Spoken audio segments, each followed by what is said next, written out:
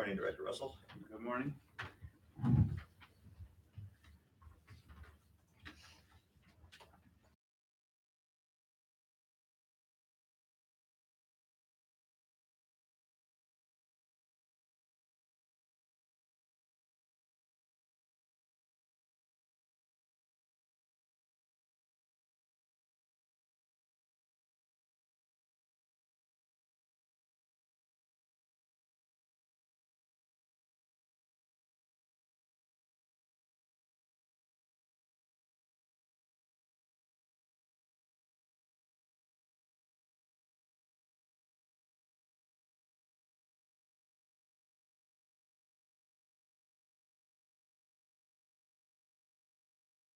First item is to adopt the agenda. Recommendations committee of the whole adopts the agenda as presented.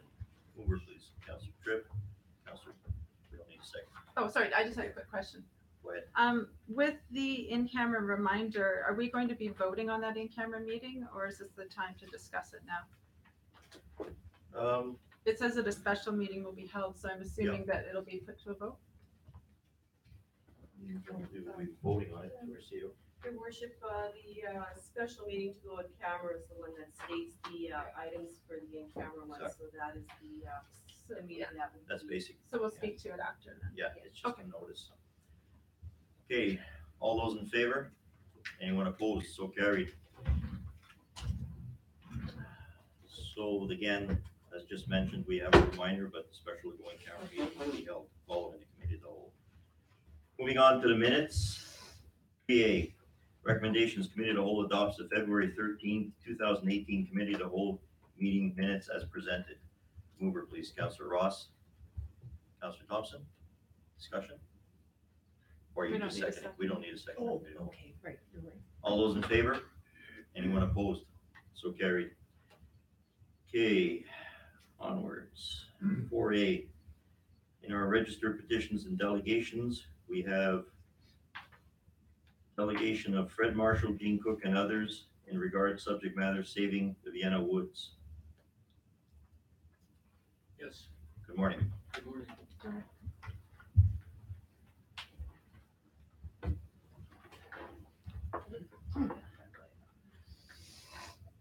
Oh, Mr. Mayor, you still have your microphone. Oh, sorry.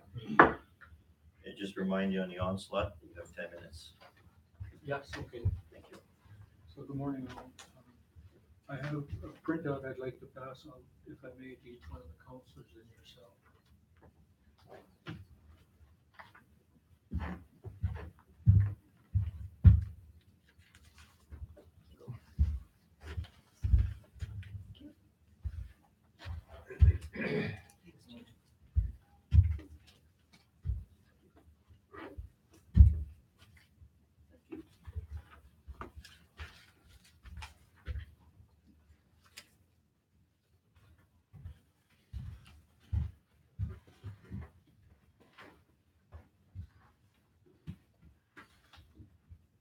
I'll just continue to save a bit of time.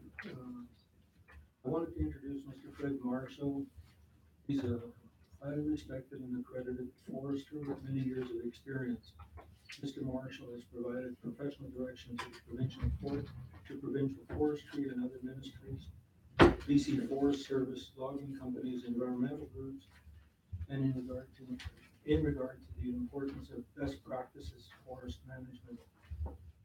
I guess if Fred were a medical doctor, he'd be my family doctor. Today, I've asked Mr. Marshall to provide his expert services by coming to this council and walking you through the critical importance and value in saving urban forests for the multiple benefits derived by all in the city and the rural area and for generations to come. A systematic step-by-step approach to achieve the means to this end result. Local Ponderosa Pine Forest, known as the Vienna Woods today, is the area at risk and needs to be protected for the following reasons. The cleanability of the Ponderosa pine for removing air pollution is well documented. Ponderosa pines provide a safe haven for multiple species of raptors and a variety of other birds. There are some rare grasses and plants that only survive in the ponderosa pine forests. The ponderosa pines provide habitat to white-tailed deer, mule deer, squirrels, and other wildlife. So at this juncture, I'd like to introduce to you Mr. Fred Marshall and ask him to take the floor. Do I have to use microphone? Could I just stand and talk? It's at your discretion. Go It's ahead. just better for the camera to pick up if Yeah. you're using the microphone. Okay. Yeah. Good morning and welcome.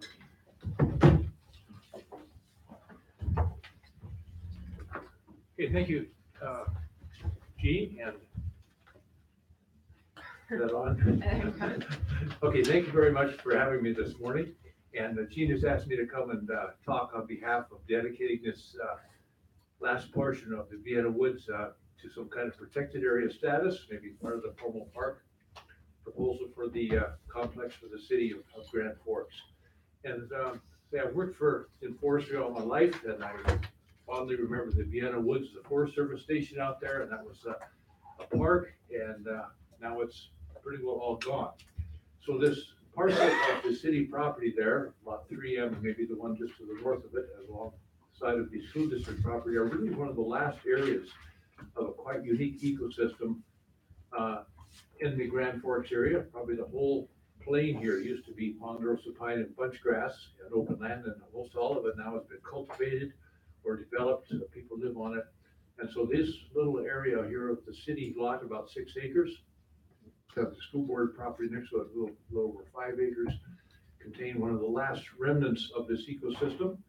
And it's quite a unique one, actually becoming more rare as we develop the property here. So I would like to think it's certainly worth saving as a protected area for the city to add to its park complex. You have some wetlands, you have some city lands, and now you have a unique area which is really a dry land, ponderosa pine bunchgrass ecosystem, which is becoming more rare everywhere in the boundary, even in the Okanagan. And so certainly worth, I think, considering for protection. There's a wide variety of wildlife that use it intermittently and even through the year. And certainly there's lots of use by local youth, people walking through there, hiking through there, and has many benefits.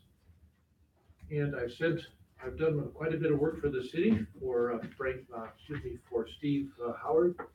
I'm doing the danger tree assessing, and I'm pretty proud of living in the boundary. And one unique thing about most communities, even a house, is the landscaping that it has and the trees that surround it. And one thing unique about Grand Forks, it has incredible boulevard that you drive down, and it just gives everybody a pretty good feeling.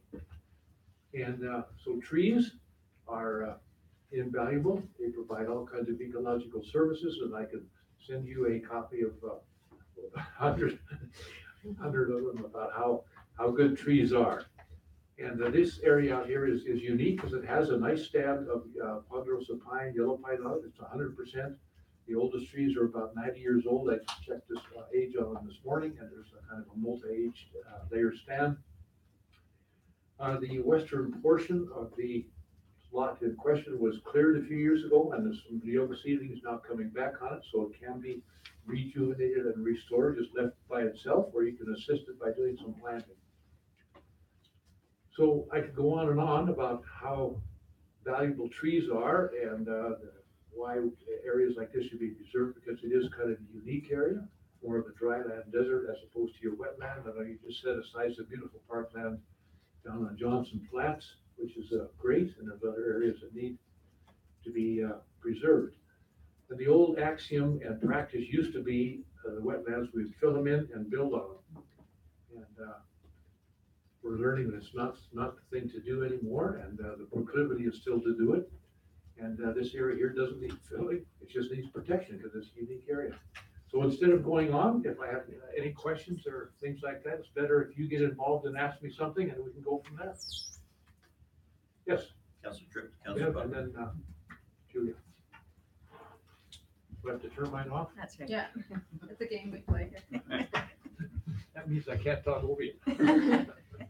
Thank you very much for coming, Fred, and for sharing some of your expertise with us. It's really important to hear from someone who knows about forests, and obviously you do.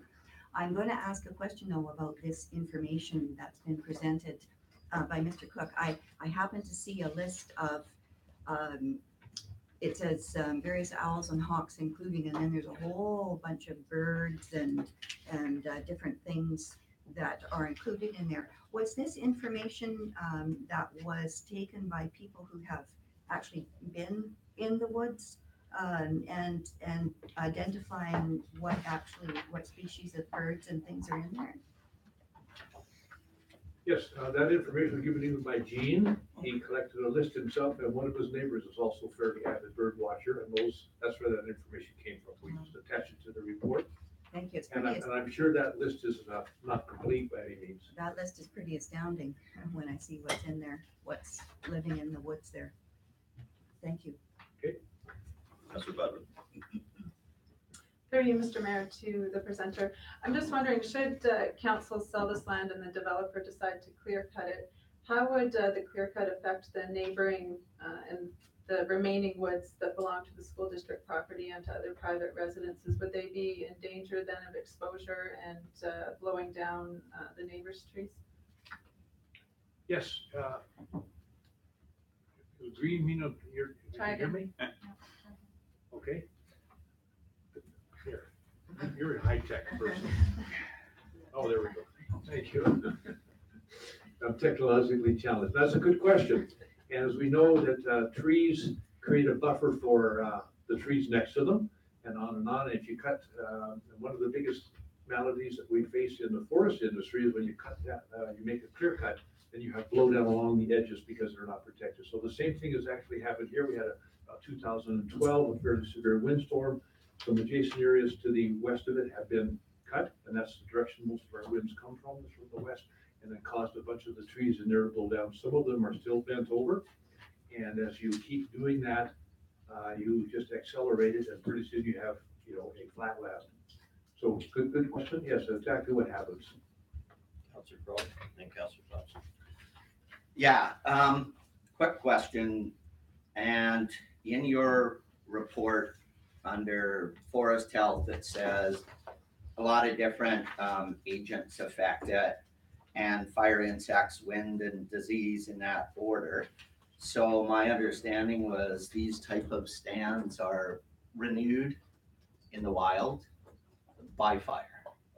So I see it's quite dry there. If that ignites, how fast will that forest torch?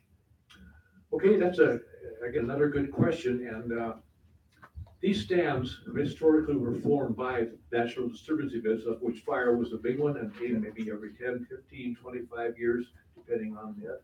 And of course, we've kept fire out of the last 100 years, which indicates by the age of the stand, it's about 90 years old. It was probably burned and maybe a few trees left and reestablished after that.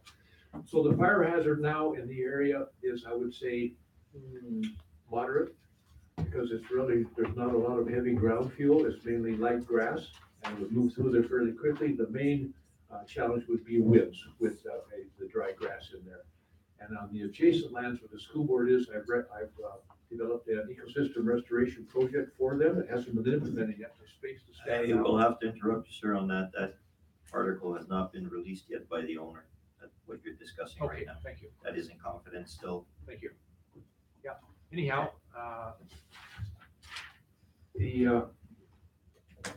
to manage the stand and reduce the fire hazard to low would, on the city property, would be fairly easy. Space some of the residual stand out, because half of it is clear cut and the other half isn't. Space it out a little bit, remove the slash, and be taken care of. So I would say it is moderate now, low to moderate, and it can be reduced to low with a little more management. Thank you. Councillor Thompson. Yes, you're good.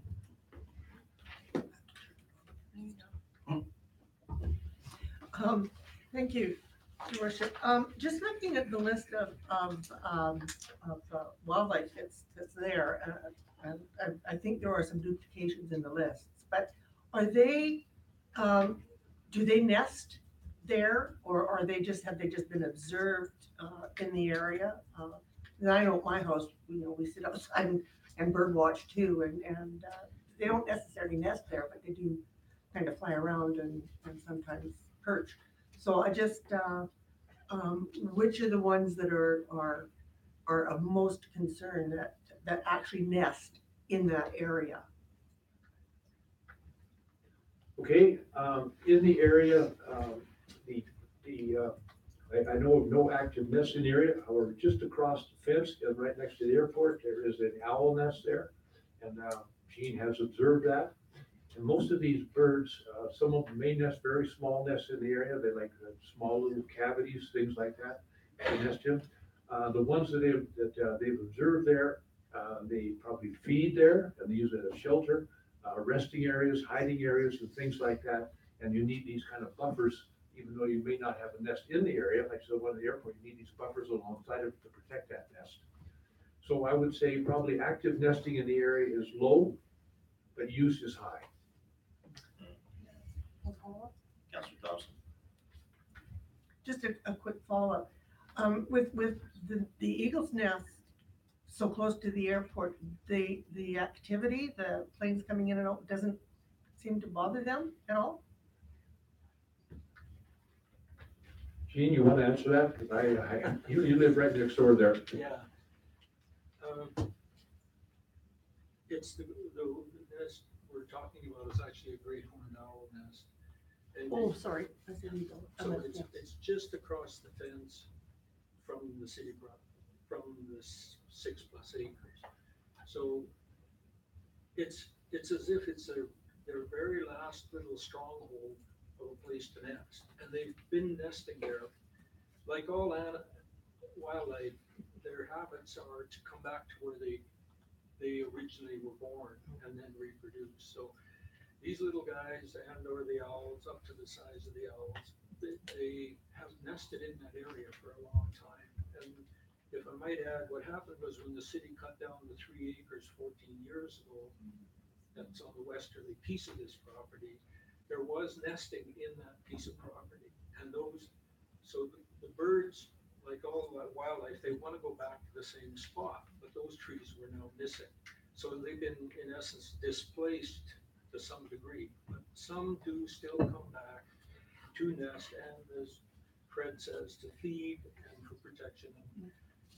Wildlife lives by its own harmony with nature, and it needs that to survive.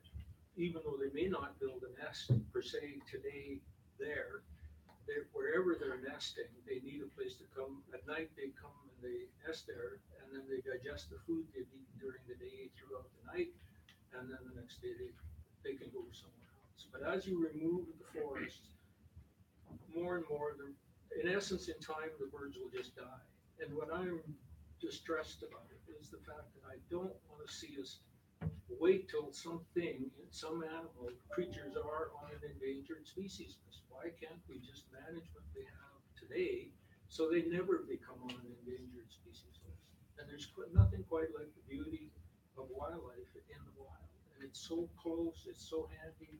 People can, in 10 minutes, they can be there on a bicycle or drive there, and they can enjoy that. So it's really critical that be salvaged so they have a place. Mr. Marshall, I have a question for you before Councillor Tripp. I wonder if you can answer this one. It's not a derogatory question, but to my information, airports, planes, and birds don't mix. What's your response on that?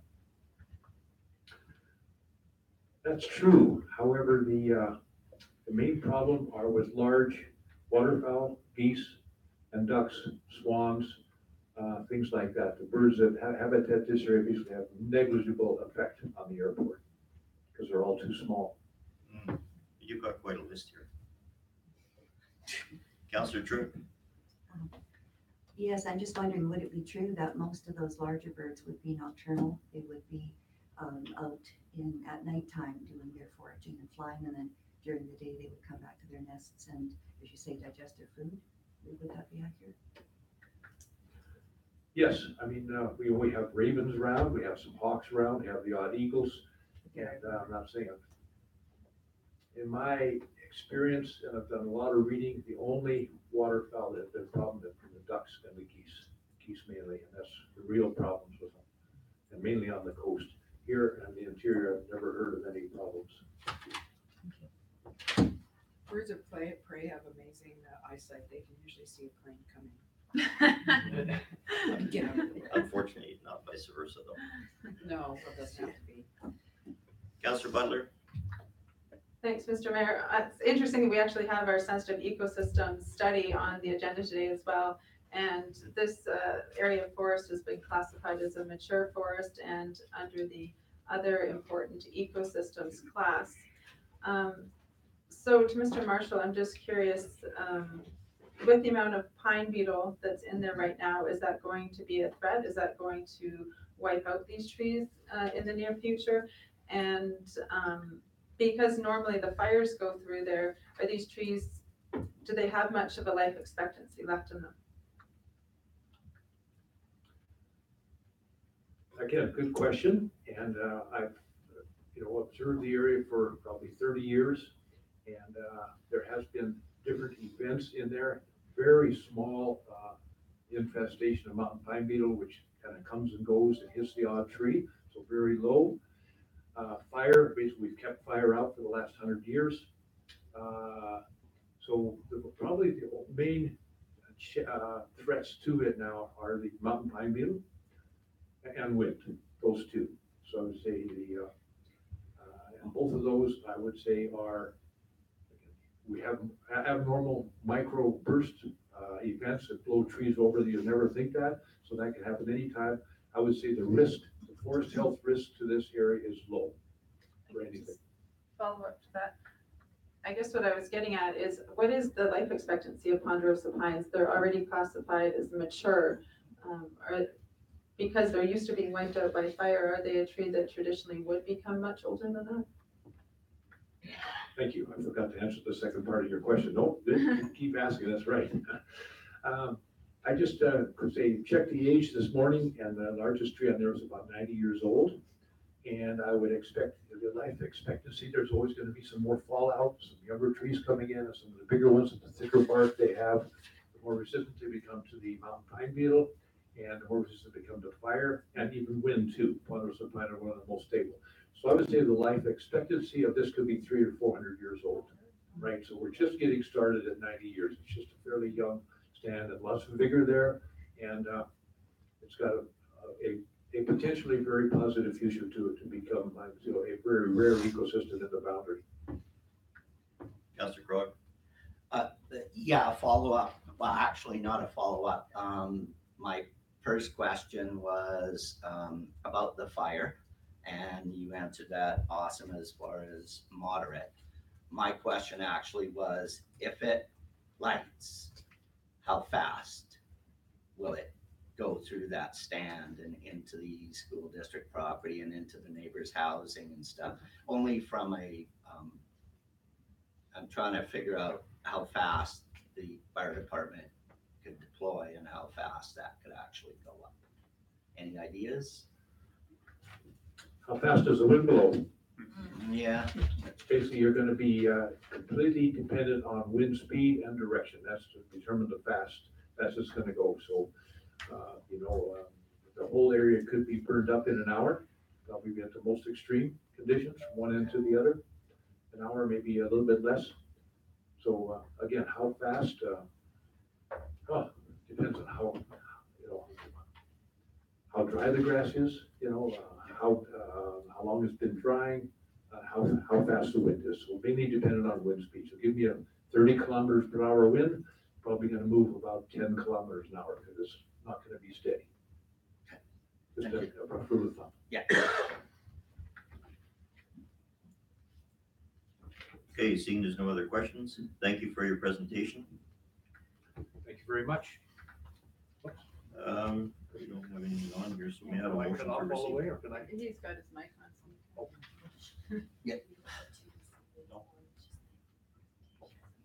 Thank you again. Thank you very much, and Grow more trees, can't lose.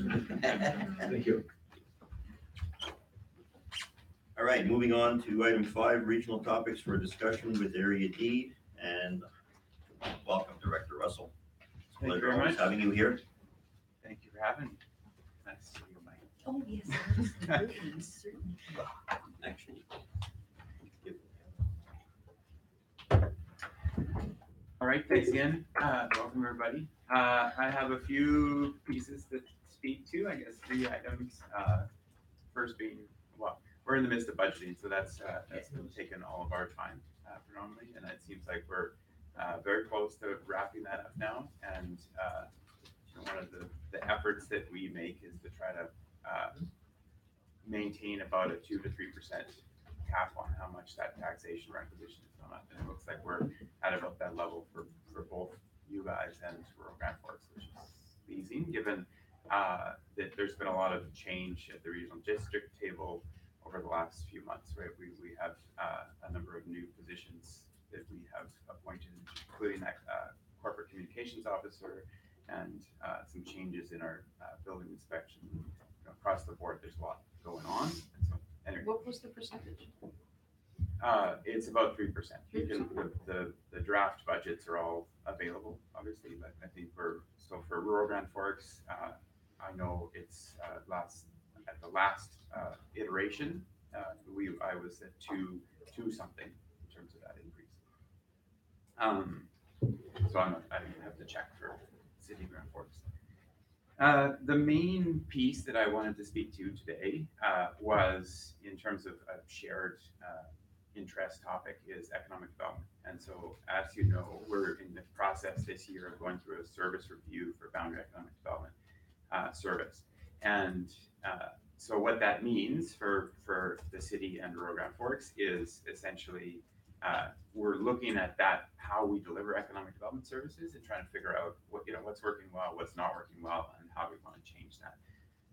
Realistically, that's not a different conversation than what we've been having for the last couple of years around that table, is recognizing that there are some issues with how we're delivering economic development and figuring out how do we improve that going forward.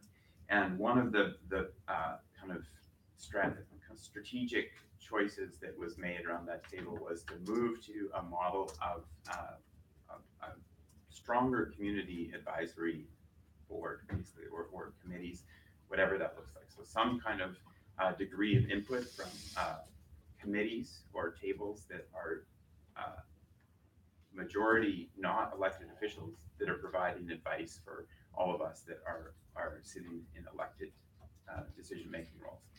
And so that process, and we'll see what exactly it looks like. So, but I think I'm certainly very supportive of that process, and I think it has the potential to be a really valuable tool. We'll see how it unfolds over the next little while. I would encourage you to get a sense of what that looks like. So what that means is that we have an advisory table, and there's a bunch of committees probably below that table. And those committees are really where the majority of the bench strength would come from to deliver those advisory recommendations. It's similar to what we've developed here for our watershed management plan and implementation there. But as maybe a more concrete active example, if you look up the LCCDTS in Trail, which is I gotta look it up because I don't remember, the Lower Columbia Community Development Team Society.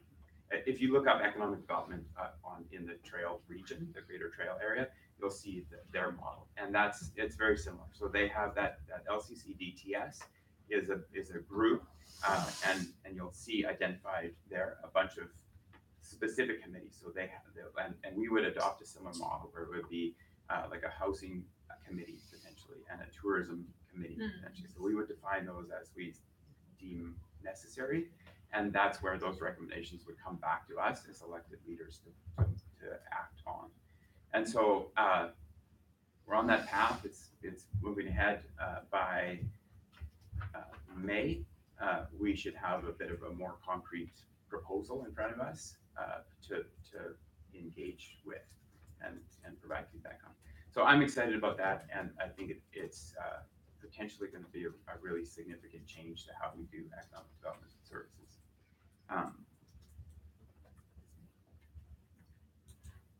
Go ahead. Is it Councillor okay to Hammond. ask questions? Yeah, absolutely. So currently the city contributes approximately $30,000 into the ECA fund. Yeah. Which is managed by Community Futures, or two members of Community Futures. I'm just wondering how the dynamics of that will change now and what would be the funding requirements? So as yet, that would be unknown, right? So in terms of the latter part of that, so the funding requirements, that would be a new proposal, given that this would look different. My sense is that what I would like to see, and I think the path that we're kind of on would be, we would reduce the number of meetings that we have as elected officials sitting around a table. So maybe once a quarter, and who knows, right? We'd have to look at what the proposal would be. And that would be offset by those other committee or advisory table meetings, right? So the kind of net volume of actual face time obligation would be about the same potentially, if that makes sense. So the number of meetings and so on might not change dramatically. It would be an open, the contract to deliver that would be open. At this point, we have a contract with Community Futures, and they're helping to design what that model looks like. So right now, Community Futures, in concert with regional district staff, will be coming back with a proposal to say, here's what this could look like if we move forward. But they would be helping deliver until that contract came up for review.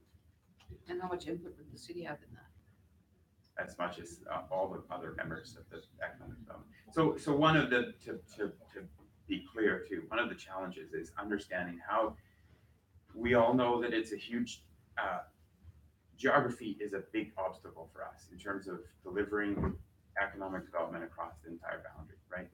So the city puts in, as you say, maybe $30,000. I don't know, I have to look that up.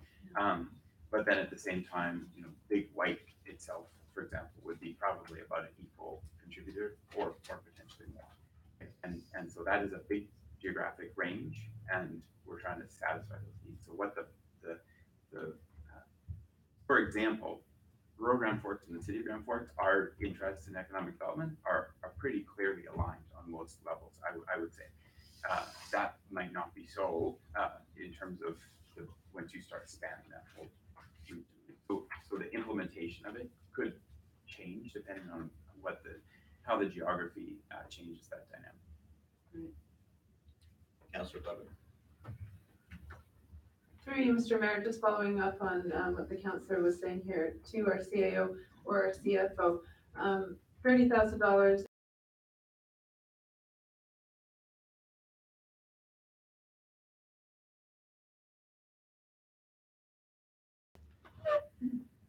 To our CEO. Which I believe it's in the requisition fund that comes through from the RD. Yeah. I guess the CFO has. So it goes through our requisition period. I believe so. Yes, there's. Would our CFO weigh in on No, that? I'd have to verify that, but I think it's. Okay, so it's included in our requisition that goes, and then the regional district decides how that's dispersed? That is, I think, what's being referenced is it is the requisition that comes through through the regional district. It's defined by that service establishment bylaw.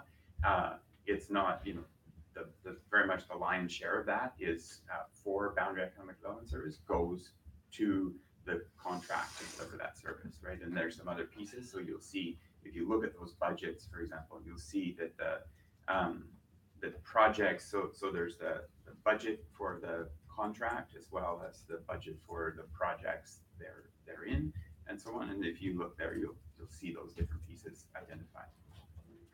Thank you. Okay, carry on, please. Okay, and that was the big piece I wanted to speak to. And I think I mentioned this before, but we now are officially done with that version 2.0 of the agriculture plan, which is a bit of an interim step, as you recall. I've spoken to you before about, and now we're starting on version 3.0.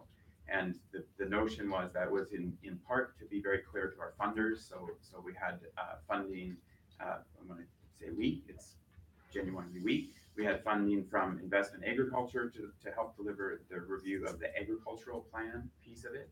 And we have funding from interior health to help deliver the food security component of that and implementation thereof. So version 2.0 is now complete. That is the review really focused on the agricultural plan side of things. So that is now done. And we're now moving into version 3.0, which means, for example, we had a team of 3 consultants. The lead consultant that was in charge of 2.0 is now kind of stepping back a little bit, and now we have one of the other consultants that's stepping forward to take the reins on the food security plan. And so much of it is overlapping, obviously, and we're just setting off on that. I checked, we don't have that version 2.0. Somebody asked, one of you asked recently, we don't have version 2.0 on the website, but it will be up in the next few days. And if you look up in our agendas, you would see where it's been received. Any questions on that? Any questions? Hearing none. The one other piece, which has been a busy topic for me as Rural Grand Forks representative over the last few months, is the fire service and what's the changes to the fire service for Rural Grand Forks. I think that the fire chief had mentioned it, and I would like to reiterate as well that I think that it's probably a good time. So this year we're up for our review of that contract between, so fire service, as you know, Rural Grand Forks basically has a contract with the city of Grand Forks, which is different from a regional district service, because with economic development, for example, regional district service, the terms of how much we proportionally pay is defined in a bylaw, and neither of us can walk out of that without a formal process. With fire service, it's a looser arrangement essentially, right? We have a 5-year contract where the city of Grand Forks is the purveyor of that service, and Rural Grand Forks pays a contract fee to that service. We pay about 40, Rural Grand Forks pays about 43-44% of the fire service, and we each, I think, respectively, basically maintain our own capital in those two aspects of the same service. So the contract is up for review, which should go smoothly, but I think that it's also a really good time to at least plant the seed to have a conversation about turning that into a regional service. And there are pros and cons for both parties involved with that. But the reason that it's appealing to me is that it means that it makes it a much more stable structure for both of us, right? For both the city and Rural Grand Forks. How so? Because it makes it's then through bylaw. So for example, right now, if Rural Grand Forks, for whatever reason, decided, we're really uncomfortable with this service, it's a contract, right? It's a contract that we could, either party could change, try to negotiate their way out of that contract, which would be, it clearly would be untenable for Rural Grand Forks to start its own fire service. From my perspective, it doesn't make sense for Rural Grand Forks to start its own fire service, right? We've been through that. So I'm not suggesting that that's what would happen, but it means that having a regional district bylaw that defines the terms of that service and the contributions means it's more clear that the decision-making associated with the service is tied to the budgeting for that service, and it makes it more difficult for either party to remove themselves, frankly, from the service. And so that's the advantage that I see. And so it'd be this would be a long conversation, I'm sure, and there wouldn't be any action for more than a year, I suspect, right? It would not be a quick decision, but I think it's something that we should consider.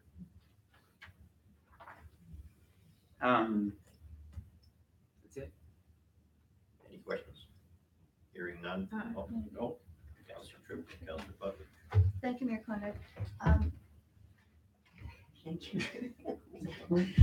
Yeah, I just was wondering how, because you just went through that whole fire services issue, and you had I think you removed a couple, or one fire hall, or was it 2, from your asset base, I guess. would that affect this, issue that you're now speaking to? Good question. So, yes, as you know, we went through a process to kind of review the value of we have, the three halls right now in the southern part of the rural Grand Forks, review the value of, in terms of service delivery for those. So one of those halls, is set to close. One of those halls is set to be turned into kind of a training hall for the fire service. And one of them is set to be expanded. So it's a good example of, if you're speaking about the current model, it's defined in a way that, so rural Grand Forks taxpayers pay for the capital expenses and the insurance and those sorts of things associated with those assets for rural Grand Forks. And so for rural Grand Forks, the savings of changing that dynamic should be very clear moving forward. So right now, realistically, this transition here will be expensive potentially, but then it'll save money going forward. In terms of the longer term conversation, that's a good example, right? So what we're all involved with the same fire service, right? So right now, realistically, the city of Grand Forks has very little say in those conversations, those decisions that are being made in rural Grand Forks, even if in some ways they impact that fire service, right? Likewise, what goes on in the city has, rural Grand Forks, we can have a role in that, or maybe not. That depends in large part on the dynamics of the conversation. So that's where, right now, when we go into budgeting for economic development, for example, it's the city of Grand Forks and rural Grand Forks and the other members of that service sitting around negotiating what we want that service to look like, right? So the decision making is very clearly aligned with the parties that are paying for the service.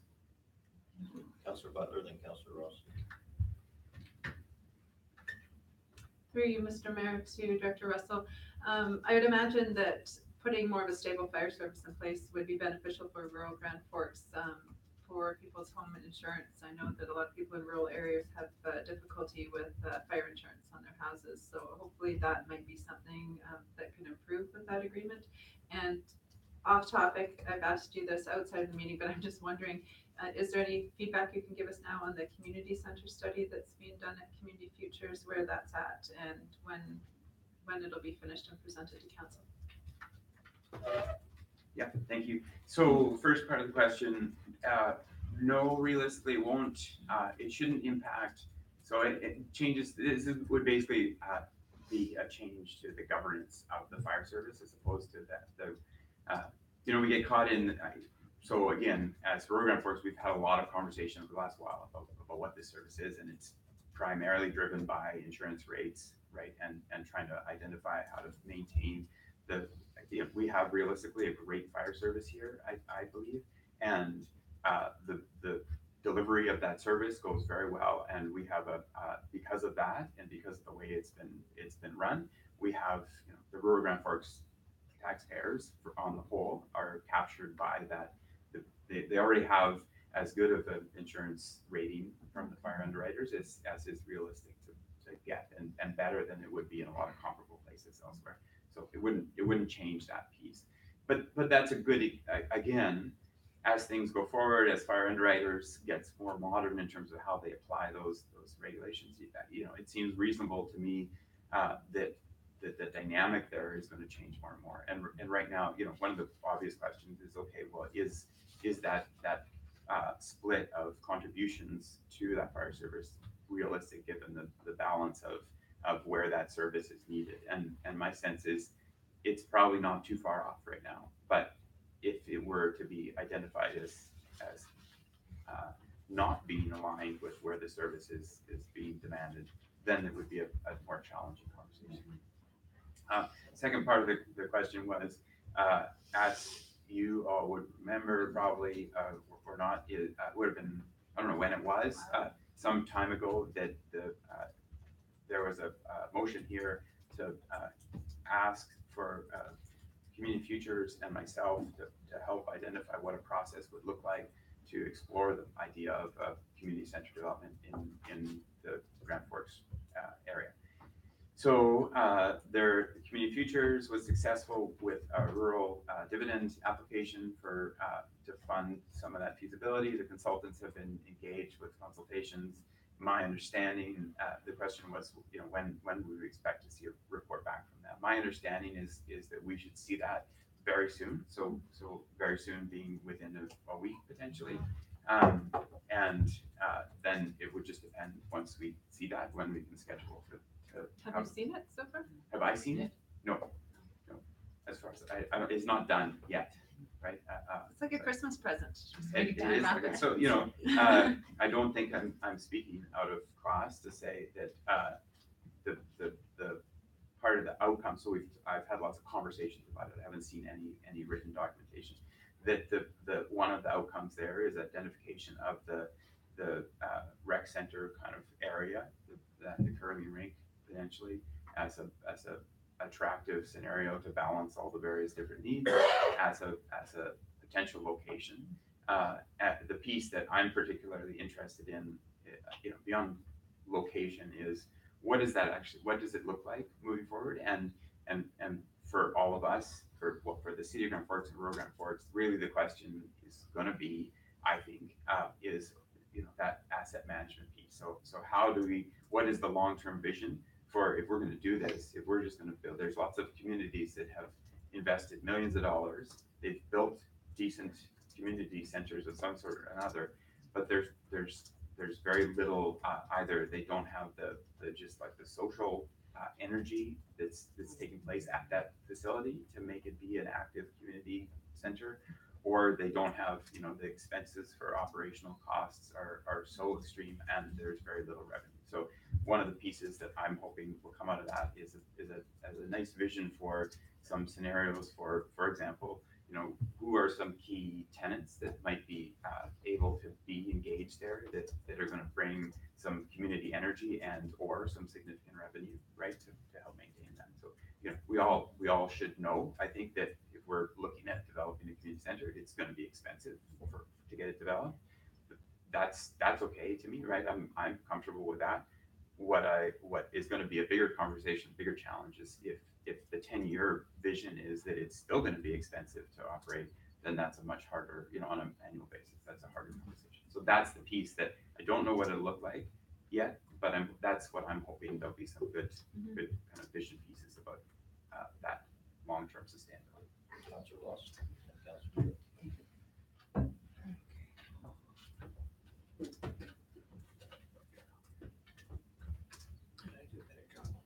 I gotta do a better job putting my hand up. Thanks, Rolly, and, yeah, I'm really interested in seeing the next egg plan. This question is sort of about the egg plan, it's probably two pieces. So you're going into 3.0, now we're moving into this next growing season. Is there anything that you're going to operationalize out of we've had several egg plans in the region. Is there anything that you're will be boots on the ground in order to, increase food security and potentially support new and emerging farmers in the area? So that's one question. The second one is the last quarter and this first quarter here in the province, the government has been working on revitalizing and reassessing the role of the ALC and the future of the ALR, and even taking away Zone 1 and Zone 2. I know that they have contact, you can answer a questionnaire online. They've also contacted some of the rural directors. I'm just wondering if you've been involved at all in talking about the role of the ALR in the boundary region, because that's paramount to food security, is protecting the ALR. And we've seen quite a bit of land being developed in our region, which is ideal for food production. So just wondering, operationalizing where we are so far with the egg plan, and if you've had any conversations around the future of the ALR in this region. Thank you. So on the first question, that operationalization of some of those recommendations. So for our existing agricultural plan, as well as the regional district of East Kootenay and the regional district of Central Kootenay, like all three of those agricultural plans, one of the top recommendations was we need to get, as you say, some boots on the ground to be able to help advise, right? So that technical extension kind of piece, as well as some business kind of planning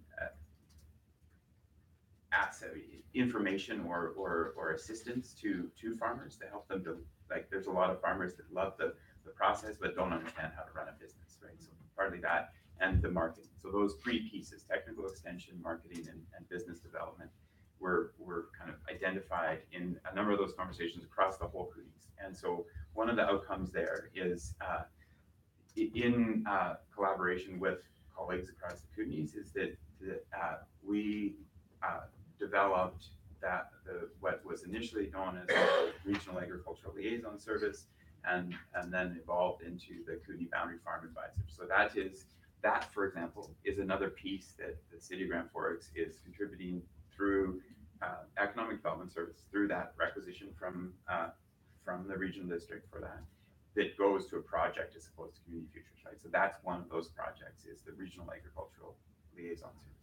That is meant to be a proof of concept to say to the province, look, this is your mandate. You have, at this point, so we have Ann Skinner is our local representative from the ministry. For basically the rest of the Kootenays, there's one individual, right? So Ann has, again, an equally massive jurisdiction, and the Kootenay guy, and I'm forgetting his name right now. It's underfunded or undersupported from the ministry level, from the provincial government level, in terms of actually delivering that service. So the idea being that if we can do a good job, so 3 regional districts are contributing, and Columbia Basin Trust is contributing. So to be able to deliver that technical extension and show that technical extension looks different now than it did 20 years ago, but it's still a viable thing to be able to show people and help, for example, young new entrants into the market, to be able to help them navigate the process to be successful.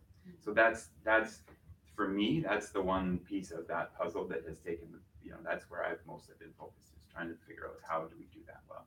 Right. And so that started in August, I think it was, and so we're fairly early stages yet in that, and it's evolving pretty quickly.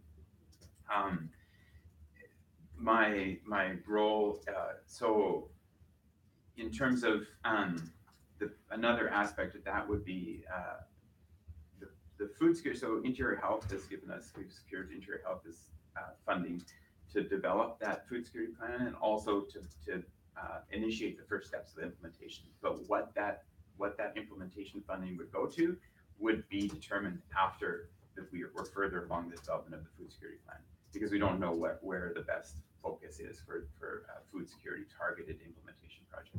So that would be the ideal way, and to try to operationalize some of the recommendations that would come out of that food security plan. Right. Is a food security plan directly linked to a local market, which would be more food sovereignty, or is it just having enough food and enough calories? Like, is it linked to actually at the same time supporting local agriculture? Yes. Okay.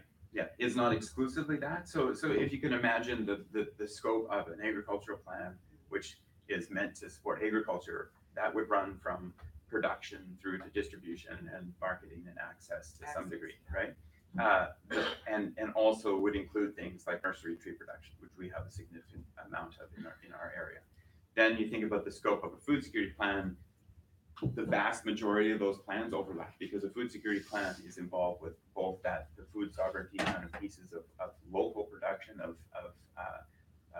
food and so on. It would exclude some things like nursery production, because it's clearly not a food security issue, and it dives more deeply into some of those pieces, such as access to food for vulnerable populations, right? And so there's very significant overlap, which is why we try to deliver them simultaneously.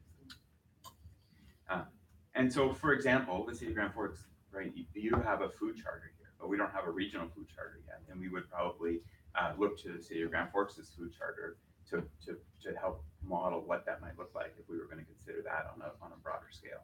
Things like their procurement policies, that would be, that's one of the pieces that I would see as a way to operationalize the recommendations that I would expect would come out of this to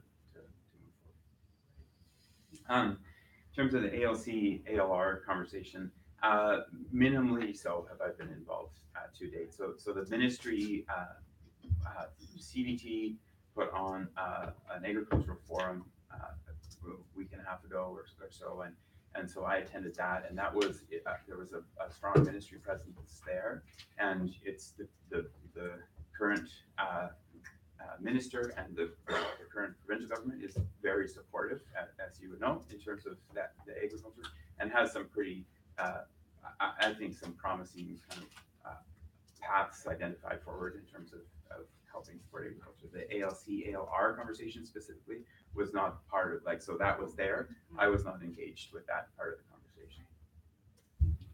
Councilor Tripp. Yeah, thank you, Roy. Just back to the community center study. Once that study comes out, what plans are there for it? What's going to happen after that? So I would say there would be a presentation to council, and then we have to figure out what the next step is, right? I mean, so from my perspective, if we get that presentation and the city of Grand Forks and rural Grand Forks are on board with moving forward with something based on that report, then the decision, at some point there would have to be a decision to say, okay, let's develop a more fulsome actual kind of business plan to deal with, say, you know, I don't expect because the report is the outcome of a lot of consultation and that piece. So the next step in my mind would be, okay, well, let's do some more concrete. We want some more, I would want, and you would want some more concrete numbers around, you know, what it would cost, kind of maybe more specifically what it might look like, and what that long-term plan is. So that would be the next step that I can see, is a decision from the elected official level of saying, okay, yeah, this makes sense to move ahead to get the next level of information. And after we have a business plan, then that would be the time I would expect to have a decision. Say, okay, yes, let's do this, or no. So you'll be coming to us with the report? Yeah. Okay, do we have any other questions for the director? Hearing none. Thank you, Rolly. Thank you all. You're welcome. Thank you. Okay. All right, moving along, we now go to our presentations from staff. Subject matter is the sensitivity ecosystem inventory draft report from engineering and development. And the recommendation is that the committee of the whole accepts the sensitive ecosystem inventory report for information, and further that the committee of the whole recommends to council to direct staff to implement the sensitive ecosystem inventory in the official community plan at the March 26, 2018 regular meeting of council. Mover, please. Councilor Ross. Okay.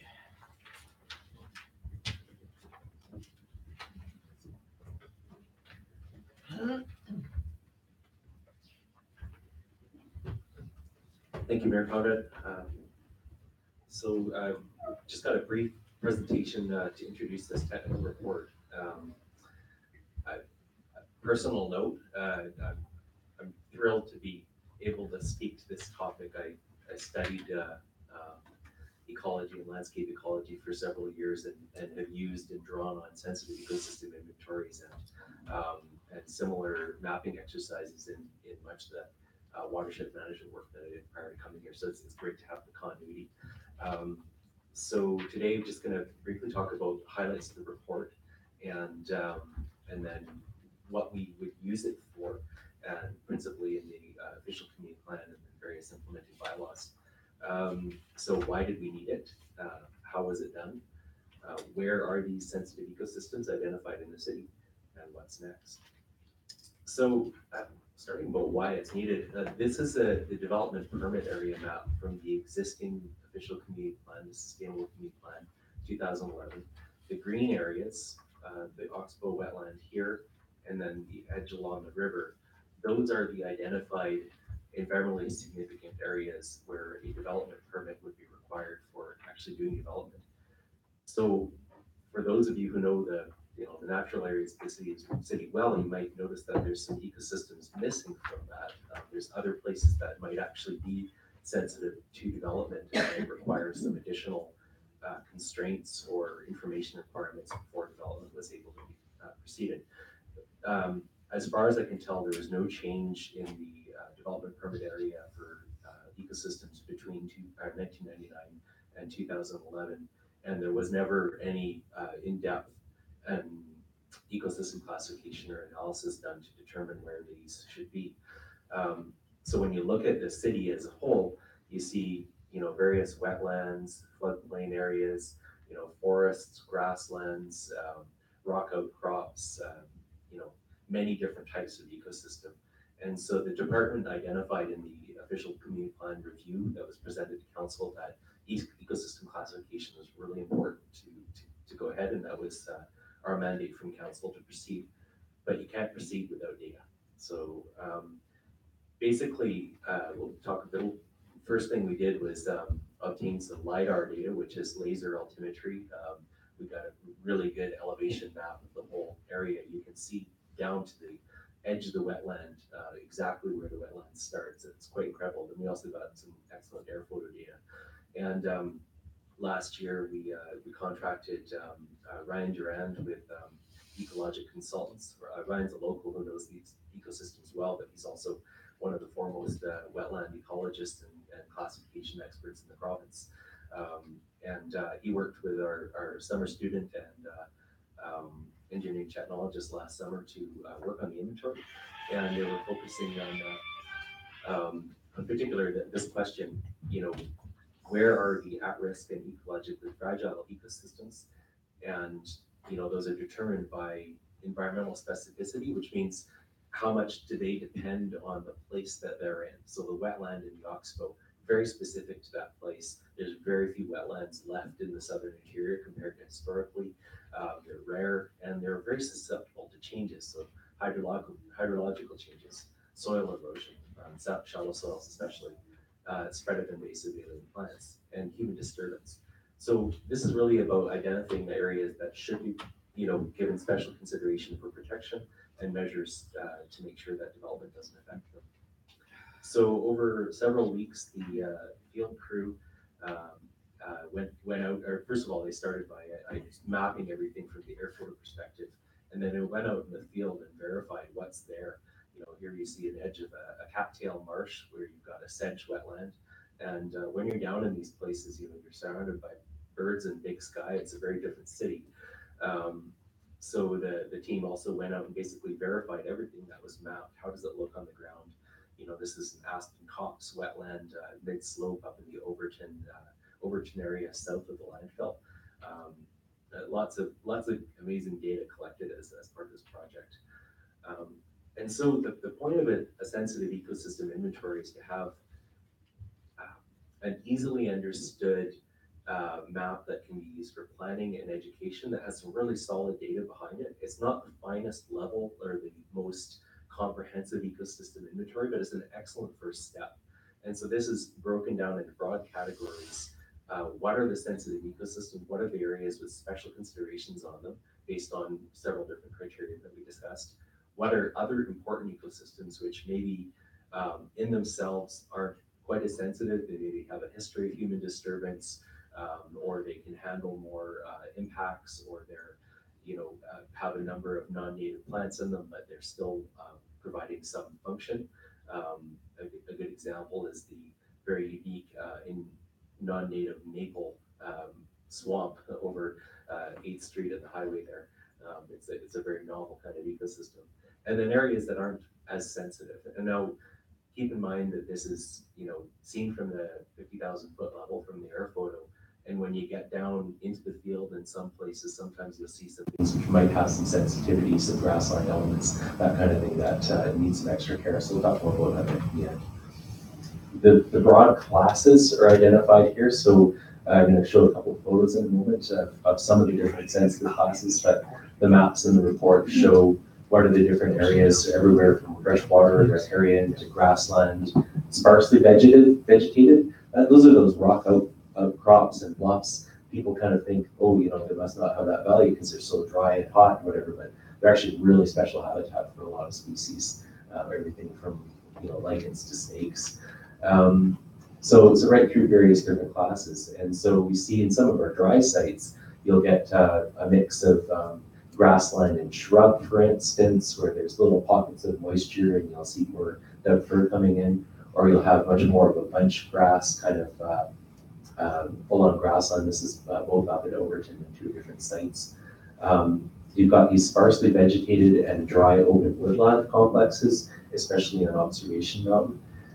And then you've got aspen woodland and various different types of open woodland where you have various amounts of shrub and grasses underneath. In our wetter sites, of course, we've got open water ponds, cattail marshes, open water cattail complexes with swamp elements, and then the river itself, these low bench floodplain areas are really special ecosystem, and then the mid bench is where you start to see cottonwoods and willow thickets coming more in depth. Those are a few examples of special places we have here. So the sensitive ecosystems, by that first criteria, they include, habitat for species at risk, rare ecosystem elements, that kind of thing. This is where they really pop out. And sometimes there might be a small amount of the polygon or a small amount of an area that also has some sensitive ecosystem inventory in it, but it's not the whole area. So those are shown with patch marks. So we've got all this data in our geographic information system, so you can hold it up for any property. Otherwise important ecosystems, you can see that they're connected to and often next to sensitive ecosystems. Sometimes they might be an area on the fringe of an important wetland, for instance. And they've got various values that also need to be identified. And then not sensitive. And this is from that strict perspective, from the definition that are inherently, very fragile. They of course still need environmental protection for groundwater protection, erosion control, the overall environmental management requirements that would be given to anywhere in the city. So the inventory, as I said, was a first step. Ryan did an excellent job and went above and beyond from what I could tell. A very excellent report is a final draft portion here. He does recommend that there's some additional field verification for grassland and forest classes. There's a few areas that you just can't see all the detail from the air photos, and it takes a long time to get in there. Additionally, private lands weren't field verified except from roadside or public land edges. So there's a bit more work that can be done there. A next step that many communities take is a full ecosystem classification. And that's really needed to look at what's the conservation status of a given ecosystem type. So it gets it down to a very fine-grained provincial biogeoclimatic ecosystem classification, it's called, where it takes into account the soils, the hydrology, all the plant species, the animals, species of risk, all of that. And some of those species, or some of those ecosystems, for instance, the riparian cottonwood is a very threatened ecosystem. So, and other ecosystem inventory work could be further habitat modeling and verification with wildlife surveys and that kind of thing. From the conservation planning perspective, and what we would be bringing forward for implementation to kind of in further reports to council, one of them is a matrix of not only the conservation values, but also ecosystem services, the kinds of things that were identified in the Municipal Natural Assets Initiative project, where we would look at how do ecosystems contribute to city services. Prioritization of sensitive ecosystems for nature parks. Of course, we protected the council protected the Johnson Flats wetland in the first nature park bylaw. And there's several more areas which have immediate, kind of highest priority, I guess, and that would be a process coming up where we draw on these results to look at that. From the official community plan perspective, there's development permit areas and also development information areas in official community plan. So the permit areas are where if you want to build anything within one of these identified areas or build anything beside that has access that crosses it through, you might need a report from a professional biologist that identifies what values are specifically on site. You might need to have, some kind of compensation or mitigation, some money that would go into other areas if it was identified. So there's different measures that can be done, but that's kind of the overarching purpose of those is to identify areas where there's constraints on development at private land. Development information areas might not necessarily need a strict development permit, but let's say those are some of the hash mark areas where we've been shown that there are potentially sensitive attributes in an area, and a biologist might be required just to identify what's there. Another aspect of implementation, sometimes development permit areas are a little bit tricky to enforce because you need an injunction. And, you know, with judge shortage and everything else, if somebody's going and clearing land, you've got a fairly clumsy tool to actually enforce that. So best practice is to actually have tree bylaws or environmental protection bylaws that you can have in your municipal ticket information or bylaw notice, where you can actually get out and start moving on enforcement without having to go to a judge. And of course, those would be applied to private land. Related policies, so tree policies and environmental protection policies would also apply to city operations, ensuring that, you know, for instance, when we have to take trees down, that we'll replace them in appropriate places, or that when we're clearing vegetation, we're doing so in a way that is protecting riparian features and that kind of thing. So those are kind of the major projects that the department's identified for implementation, and we'll be bringing forward reports on how that will happen and scheduled for next updates in the official community plan and associated projects. So I just wanted to thank a great field and kind of conservation planning team that helped us out with this. It was very much a team project where we pooled our expertise. Ryan, of course, with Ecologic, Dylan Carney and Rosemary last year and the year before, have been working on the inventory. And Jenny Colesville has been instrumental in understanding the conservation planning perspective, especially habitat modeling and sort of species protection components of it. Thank you. Thank you. Councilor Hammond, Councilor Ross. Thanks, Graham. That was an amazing report and very valuable information. I'm just wondering how, in your opinion there, seeing as we're discussing the Savannah Woods, what is your opinion of the impact of any development on the city-owned property adjoining Savannah Woods? It's showing that it's a non-at-risk area at this point, and I have a two-part question as well. Sure. So I don't have a professional opinion on any kind of scope of development and the impacts that would be on there. I think that the fact that it's flagged is otherwise important. That means that any development decisions would need to have evaluation by an ecologist or biologist who is capable of speaking to that. So I think that's the main kind of cautionary approach, is to where we have otherwise important areas flagged, that you take care to take a close look at the values that might be impacted, and then look at ways that development could minimize impacts if there were to be development in the area. And the other question was, seeing as our boundaries go up as far as the Overton Moody, and I'm just wondering, now we have our own research and concrete. Do we have an opinion, a professional opinion on the impact of grazing in the Overton Moody watershed area? As you know, we have a grasslands committee that's been working hard to try and protect that area from overgrazing and erosion. And because Overton Moody is part of our watershed, and now the city has a report, will that give us any substance? This report doesn't speak directly to the Overton Moody range condition or grassland condition, identifies and classifies the ecosystems itself. We do have scheduled a invasive plant survey this year to identify areas where invasive plants are impacting city lands in particular. And that's a complement to the sensitive ecosystem inventory to determine are there areas that are impacted. My expectation is that if there are impacts from the adjacent grazing, that may be able to be picked up, but I don't have a perspective on that yet. That's Ross. Thank you very much, Graham. This was really fun to read. I really enjoyed it. There's a couple of things I might have missed it, but Was there any reference done or any discussion around invasive species and how they'll be dealt with and the threat that they can be in sensitive areas, competing against, our natural species that occur here?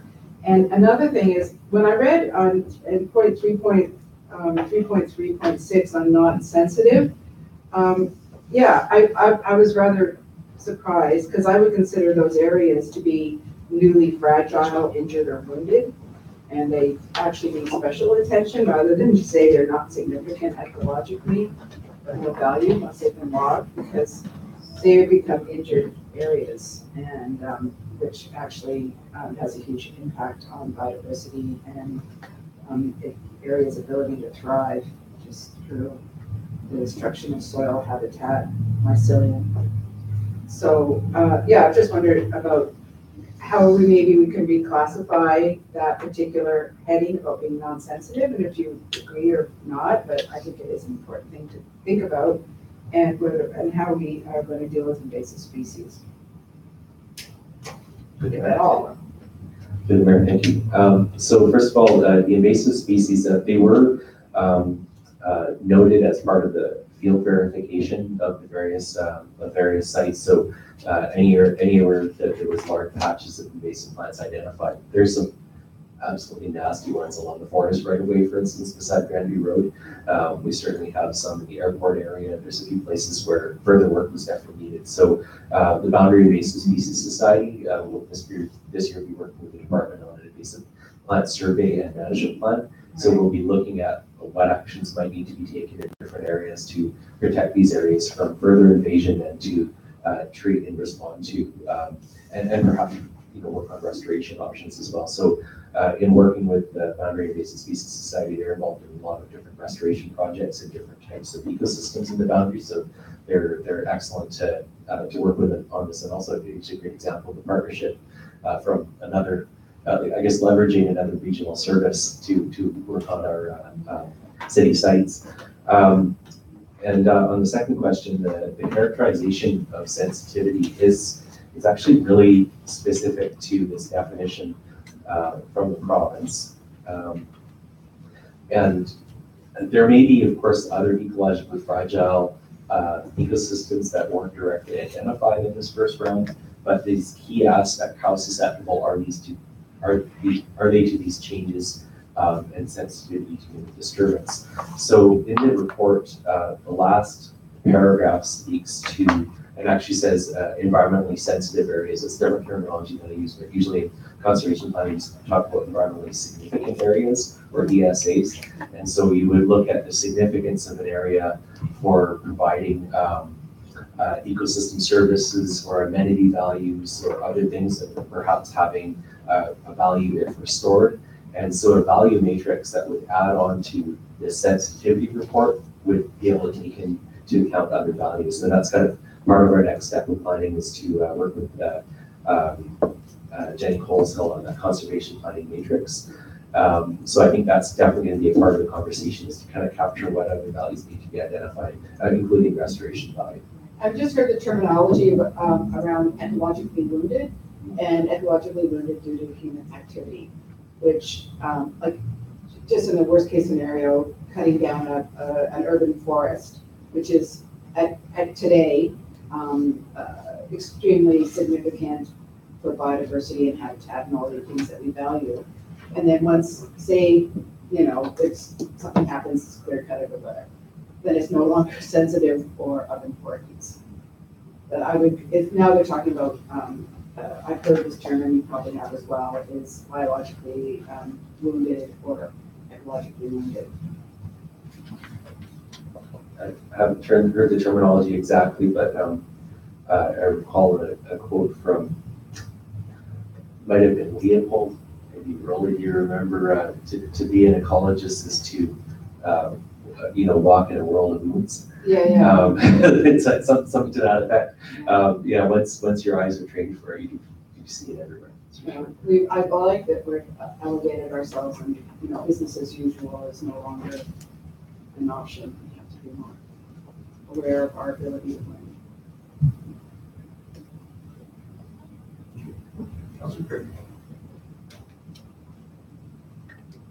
Thank you, Mayor Conrad. Through you to Graham.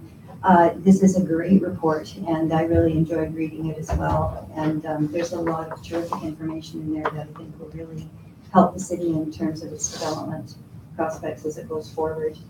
But under the, and I can see under this criteria there that you were working with, the inventory report focuses largely on the flora and fauna, and not so much on the sensitive species or endangered species. There was just the two, the western rattlesnake and the Lewis's woodpecker, which we've heard about before, and certainly know that these are species that are of concern. But I was just wondering if that criteria had been different, or if the report had been focusing a little bit more on, endangered species or species at risk, if that might have affected the information that was presented? Through the mayor, as identified, this is it is a first step, and also was a an efficient report from a budget perspective. The initial breeding and use habitat identified for the two species are, as an example, are representative, and so we have the opportunity to engage in more for these species that are commonly found here for the habitat modeling and look at that potential. There's definitely other species that are actually captured in the umbrella that's identified. A lot of the dryland species are captured well with the rattlesnake, and a lot of the riparian and upland forest types are captured with the Lewis's woodpecker. So there are two good kind of umbrella species that capture that. So I think the next steps would be identify some other species of risk of the area that could be modeled and added to this data. What the vegetation and ecosystem classification type does is it shows you all of the attributes that those wildlife would use. So you can it's done by a knowledge of the species that use those habitats, and a biologist would look at what a given species requires for habitat, for forage, for resting and refuge and various different things, and basically be able to draw on this data to do predictive modeling. Okay, where have they been seen in the area? There's data from the Conservation Data Center that we have all of that as part of this report. So all of the species at risk data is already embedded in here, but doing further modeling definitely takes more work as well. If I just make a second comment on that, I know that, and even Councillor Ross has said this before too, that this area is very attractive to people who come for birding, to watch the birds and other wildlife. So especially deer. They just drive through and do that. But so yeah, so this study is very well received. Thank you. Director Russell was first. Director Russell, go ahead. Okay, I was just going to say on that question, also for rural Grand Forks, we don't have this kind of detail, we don't have this kind of report, but we do have mapping for rural Grand Forks that identifies all those species at risk and their where they are on the landscape. And so it's not that much of a stretch to extrapolate from those maps. Like that's looking at this, I was flipping back and forth between the different mappings. And it is livable. It's yes. living alone in a world of wounds. That's the cost of an ecologist training.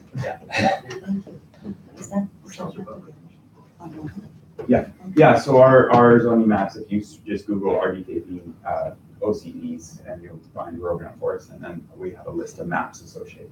And so there's called environmentally sensitive areas or something. Yeah, I really enjoyed reading this report as well. I have a background in herbology and wildcrafting of different plants, so I find it interesting. I'd like to even know more, like you said, in the next steps, map out where all these asparagus plants are so it's easier to find. I'm just curious, I can't remember if we got a grant for this and how much it cost, and if you're looking to other grants now moving forward into the next stages. The mayor, total costs for this consulting budget, I think is 5,000 last year, plus some follow-up work on the 3,000 this year, I think, Duran directly involved. And then there was quite a bit of staff time involved as well. So no, it's just operational budget, just part of the planning budget, basically. And considering the average estimate for a technical report, this caliber is about $1,000 a page. We don't really, yeah. Fabulous. Okay, do we have any other questions for discussion? Hearing none, I'm gonna call the question. So all those in favor? Anyone opposed? So carried. All right, moving on to 6B, which is a monthly highlight reports. Mr. Mayor, so could we just call a quick recess for a kind of privilege? Director Russell, I see you leaving. Thank you for coming. Thank you again. I appreciate the opportunity. Sure. All the questions. All in favor? You don't have to vote on that.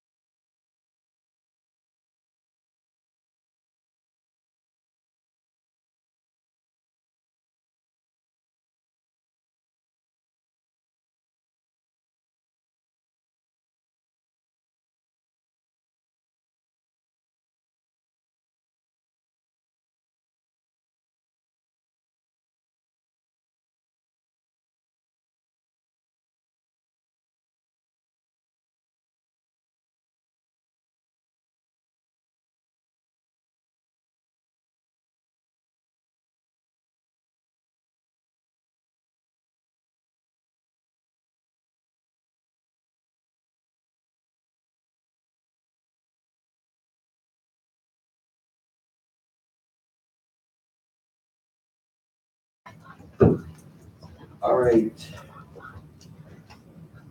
As I stated earlier, the monthly highlight reports. So the recommendations committee of the whole receives the monthly highlight reports from the department managers. Mover, please. Councillor Tripp, any discussion? Councillor Butler. Sorry, Mr. Mayor, I'm having trouble accessing our new program here, so it's just taking a little longer than usual to find the reports. I'd written down a couple of things because I wasn't able to take notes, but the condition report for bridges that came out, I was just wondering if we could get a little more information. I just found that the little snippets given were teasers, but really didn't contain a lot of information on what the topics, actually the meat of the topics. And we hired a new events coordinator, so I had a few things. I'll just start with those two.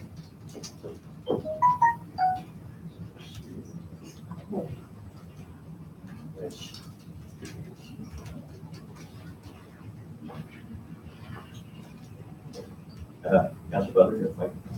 Oh, sorry. Go ahead, Mr. Reed. Thank you, through you, Mr. Mayor. The bridge report that we are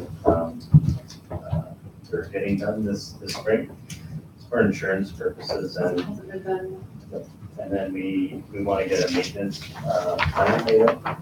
So we have, it's been brought to our attention, we have some excessive wear on the bridge from some of the repairs that we did last year. So we want to get a kind of a cost estimate on what exactly has to be done to remedy that.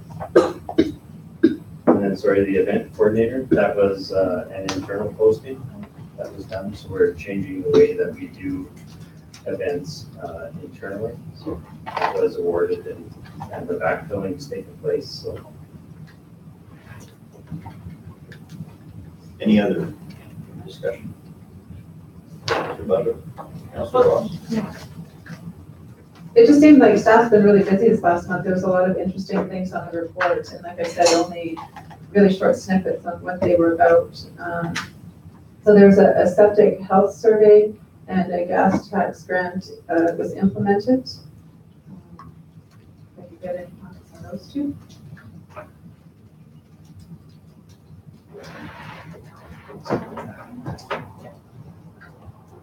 Okay, all right. You want to do that one? Yeah, we received the, gas strategic priorities fund grant, $225,000 for floodplain mapping. So we've got two grants combined now are $335,000 total to start working on our floodplain. And the septic survey.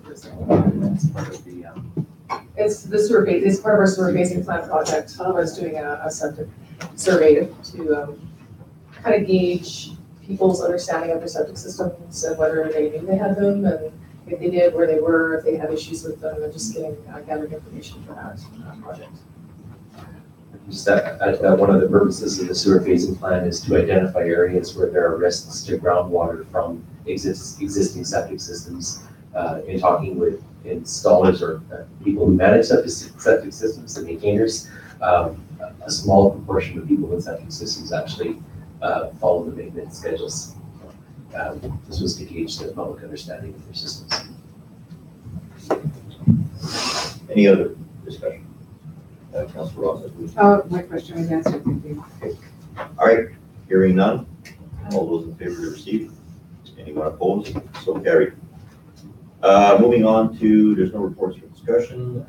Proposed bylaws for discussion. 8A, 2018 election bylaw updates, corporate services. The recommendations committee of the whole recommends to council to give the first three readings of the general local government election bylaw number 24/2018 at the March 28, 2018 regular meeting.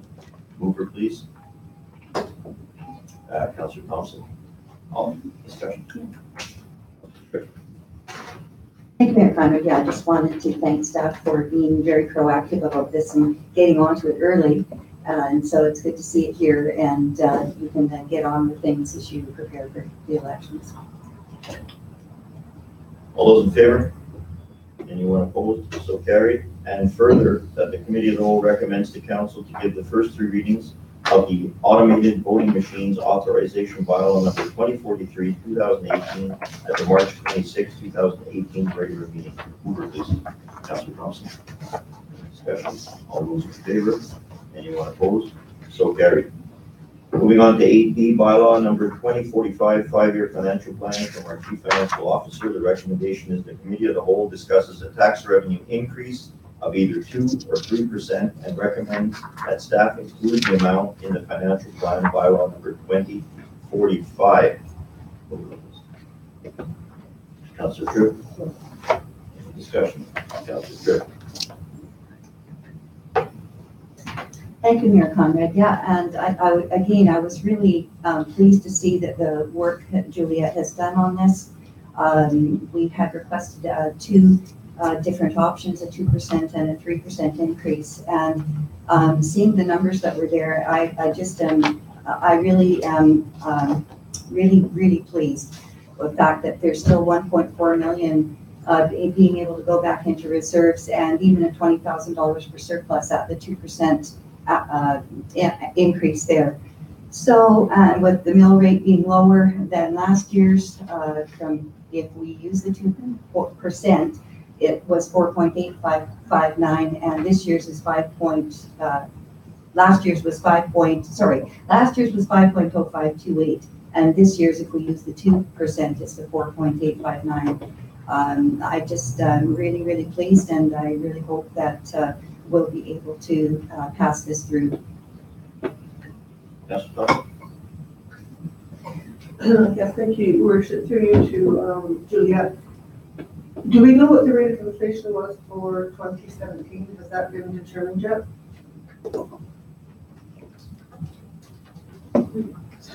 go ahead.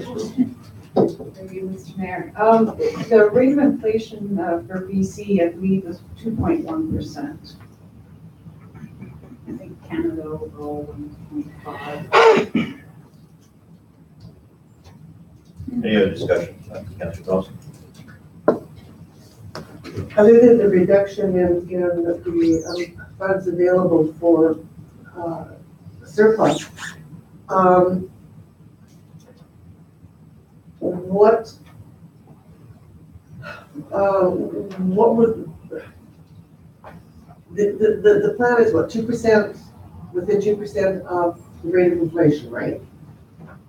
Is the policy. And so this is a 2% increase above the rate of inflation, or is this a 2% increase over last year's collections in total? These numbers represent 2% increase over last year's tax revenues, or 3% increase over last year's tax revenues. Councilor Butler. Yeah, just a couple questions on the capital budget here. I was looking at the electrical and I see the 500,000 for the voltage conversion. I'm wondering if that includes the substation. The other engineering there, I believe, is for the substation, but I don't see that project listed specifically. And I just wanted to mention, I had written in my report that the rec department will probably, well, I know they will be asking for an increase to the requisition in 2019 for recreational services, and I don't see that reflected here in the budget. I don't know if it's a big deal, I just thought I'd mention it again, that that's going to be coming before the regional table. Councilor Tripp. Oh, yeah. Sorry, can I just get my question answered about the substation? I thought it was a statement. Sorry, may I just ask a question for clarification on the, are you talking about the $535,000 line item for voltage conversion? Yeah, I see that one listed for voltage conversion, but it was my understanding there was an extra 500,000 for the substation engineering. No, that 535,000 for voltage conversion is the carryover of the current project that was for $4 million originally. And the 500,000 that was in the budget for last year for the substation is out now. It's not. Okay. Thank you. Councilor Tripp. Thank you, Mayor Conrad. Yeah, just through to Juliet here on Schedule C. Thank you for listing all of the projects there for the capital projects there. Just one I noticed wasn't included there. I don't know if it's actually been completed yet or where that item may be included in, but it was for the well one decommissioning. That was just a $25,000 amount.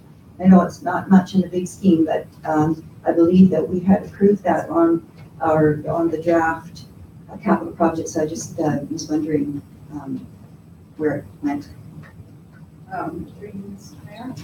That actually we decided, we determined that it's not a capital, that it was operating, and in the last budget presentation, we actually moved it out of capital and into the operations budget. Thank you.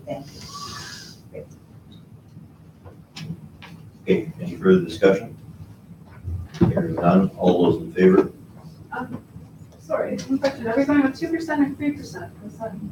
It's not, yeah, I don't think anybody has made a motion, just discussion. Are we supposed to? No, it also states to recommend that staff includes the amount in the financial plan, so I would imagine it would have to be a decision making. Correct. Councillor Crog. 3%. So we have one councillor saying 3%, so we have a recommendation. Well, that's your motion. that's for a motion, 3%. You don't need seconds. Oh, yeah. Yeah. Councillor Butler. You know, if the rate of inflation is 2.1%, it seems only fair to go a little bit higher than that. So it isn't our policy to go 2% over that, which we could go up to 4%. So I think 3 is probably a fair compromise, so we keep everybody here happy. So I'm going to call the question. All those in favor of that 3%? Anyone opposed? Councillor Tripp. Okay.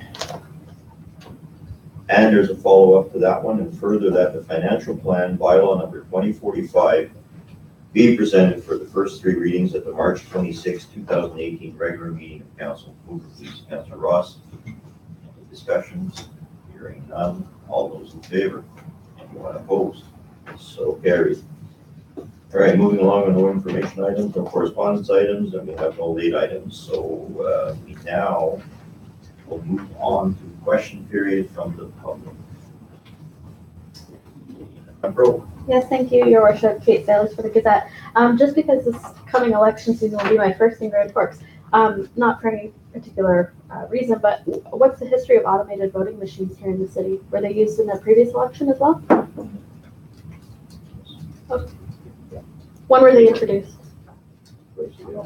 In 2014, we implemented the first time we did voting machines, and it went pretty seamless. It was a little bit of a learning curve from the actual count of ballots, but it's pretty efficient and gives the results about 3.5 hours sooner than it would if you were counting them. So. Okay. Does it also cut the cost of running the election then? Because you don't have people manning a voting booth?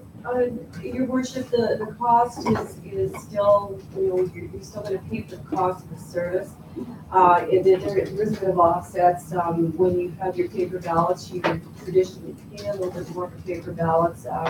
When you lease out the machines is what we've done in the past. Of course, there's a cost attached to it, but the ballots are considerably cheaper because it's kind of borne in the cost of the actual leasing of the equipment. So. Oh, okay, interesting. Thank you.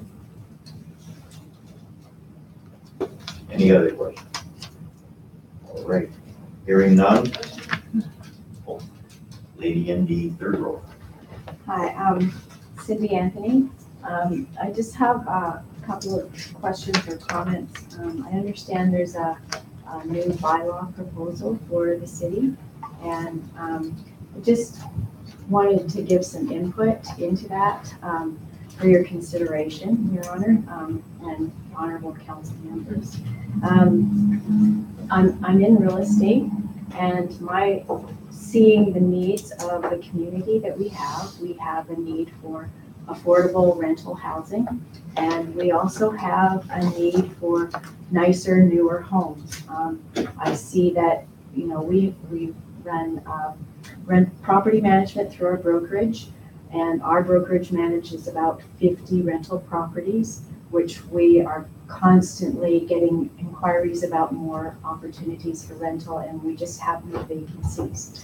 And I understand that this bylaw may open up more opportunities for small homes and that sort of thing, and I think that's a great idea, but I'm not sure that that's going to meet the need, because people who are in the rental housing market can't often qualify for a mortgage. So it doesn't really matter what the price tag on the property is, whether it's under 100,000 or 300,000. If you can't come up with a down payment and you don't qualify because your credit's no good, or you don't have a regular job, it doesn't alleviate the rental housing market necessarily. And people who are coming to our area that are looking for homes are looking for homes with a pretty high standard, because they're coming from Vancouver, the Okanagan, that area.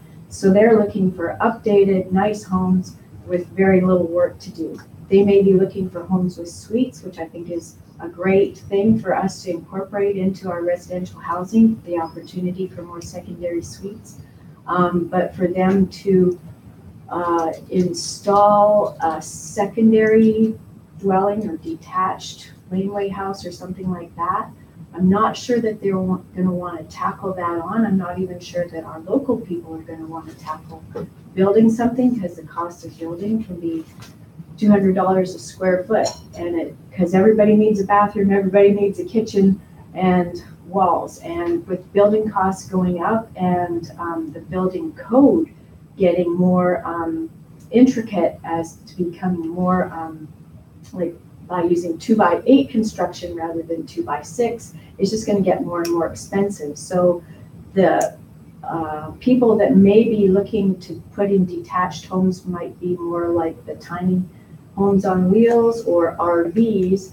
And my concern for that is that if those sort of transient sort of housing is coming into regular areas, that's not going to attract buyers from Kelowna and the Lower Mainland that they're good, because they are looking for nice homes and a good location. So if there's a house with a little trailer parked beside it, that's not going to be the nicest curb appeal for that area. So in my opinion, I think that even if we opened up the small lots for the RVs or the tiny homes on wheels, which would in some ways generate more income, but in some ways it might cost the city more money as well, because now that vacant lot, which might have been gathering $500 taxes per year, now has a tiny home on it, only valued at $50,000 maximum.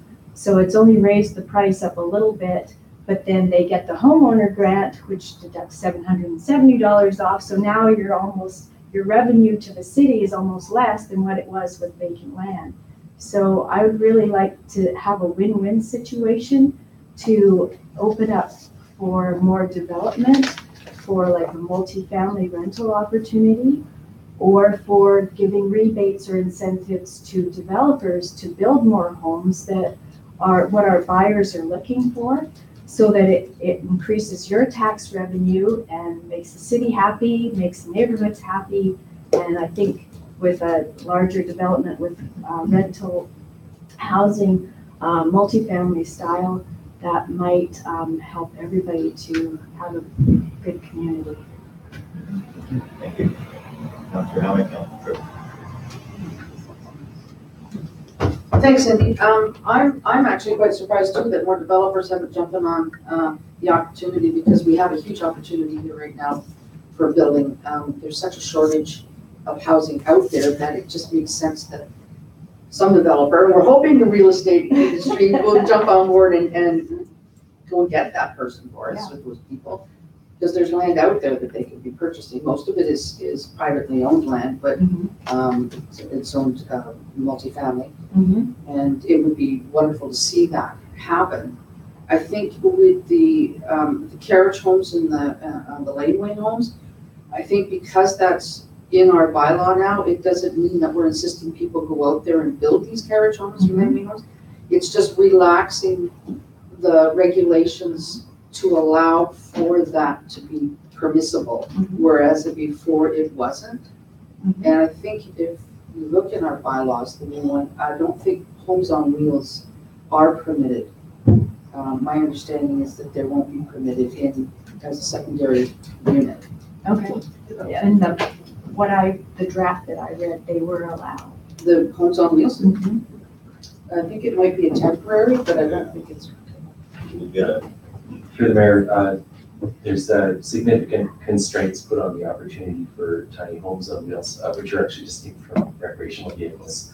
But they would be permitted as like a security or watch person's quarters in an industrial lot. And the only other place that they would be allowed is by a temporary use permit granted by council. So if somebody had a BC building code or A277 or other approved tiny home on wheels, and their intention was to make it as a carriage house, convert it to a carriage house, but they hadn't determined a final resting place yet, they could apply for a temporary use permit, if the residential zone didn't. So there's quite a constraint around it. There'll be public hearing and council decision and all that kind of stuff, and as well as requiring a development permit. So I think the recognition is that people have an interest in these, but the recommendation of the department is to proceed very cautiously.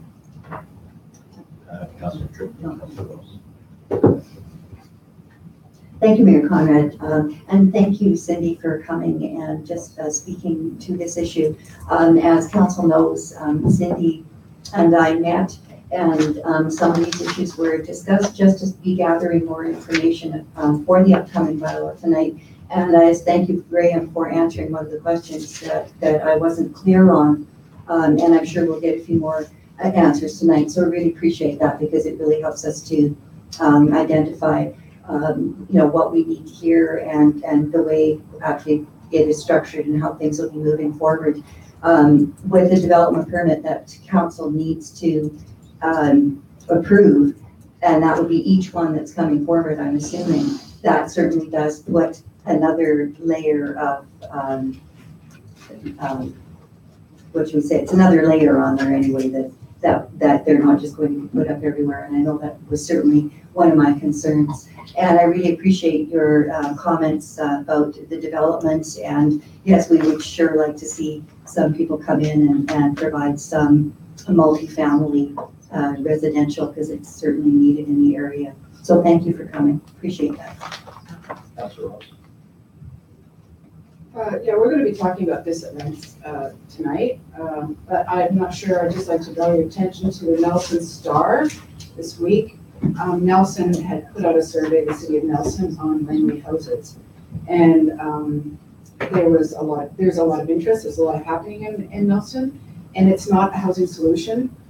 Certainly people from Surrey or Kelowna or Vancouver who are coming in with lots of money, people who are retirees or professionals that are well established, are looking for this is a middle housing. This is like the middle ground housing. It's not gonna, we need to fill that void. I mean, as a mother of 3 young adults who all are carrying university degree loans, debt, the prospect for them to purchase a home right out of university as young professionals, and many of them are working for our city right now, thank God they're here.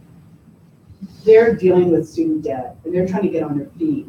And this is the middle housing that we really need to provide for young professionals who are choosing to move to rural Grand Forks, rural British Columbia.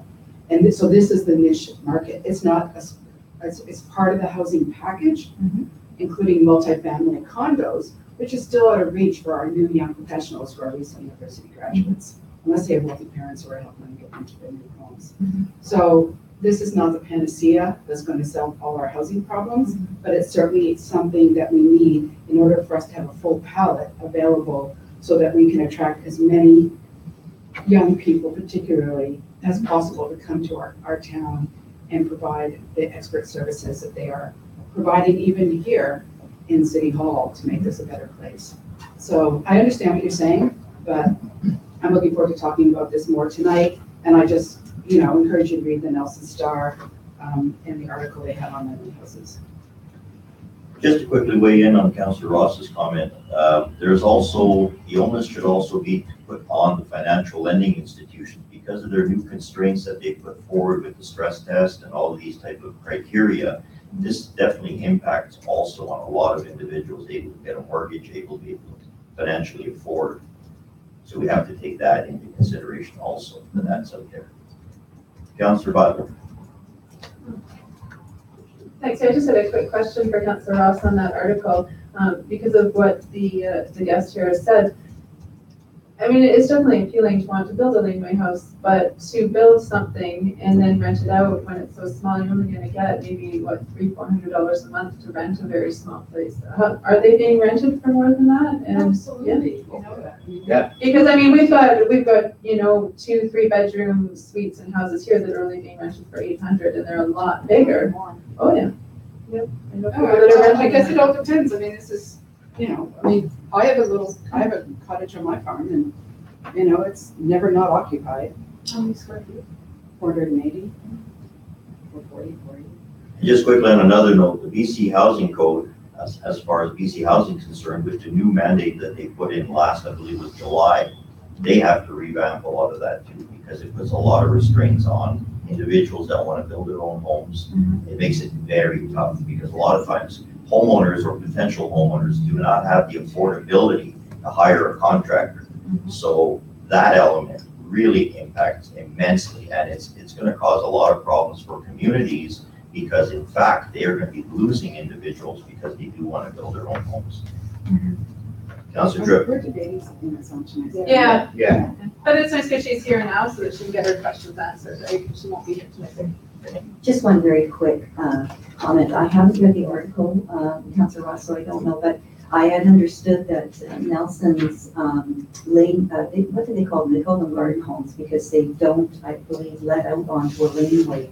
They actually have to be accessed from the front of the property. But that their concern was because of the lack of uptake, meaning that people weren't actually building them. Not that they weren't being rented, but that they weren't being built, and that since 2011, I think they only had just over a dozen built. That what they were looking at was actually increasing the size of them, and that they were looking at, I think, a maximum of maybe 850 square feet or 900 square feet. Certainly something a lot larger than what we would be looking at for a traditional tiny house model. So, I mean, I like the fact that we would be wanting to keep them small and manageable as opposed to another large building on a property, another large dwelling on a property. Okay.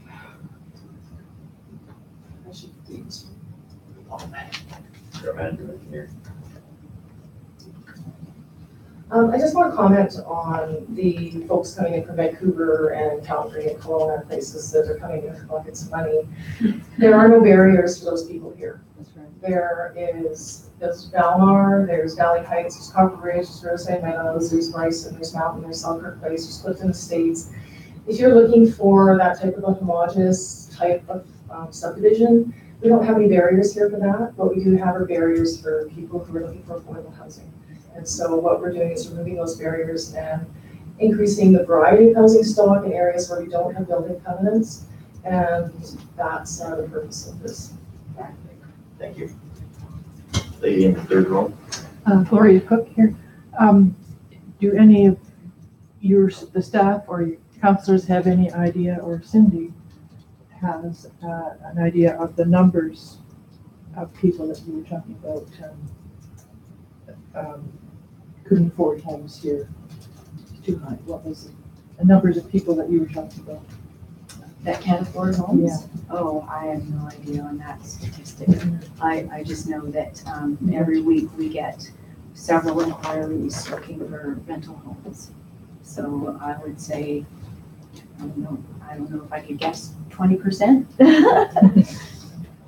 It's not always affordability. Some people here are working on contract, and they don't want to invest in a home. They just want to, some people just want to rent. They don't want to own a home. Do we have any other questions? Hearing none, may I have a motion to adjourn? Councillor Ross, all those in favor? Meeting adjourned.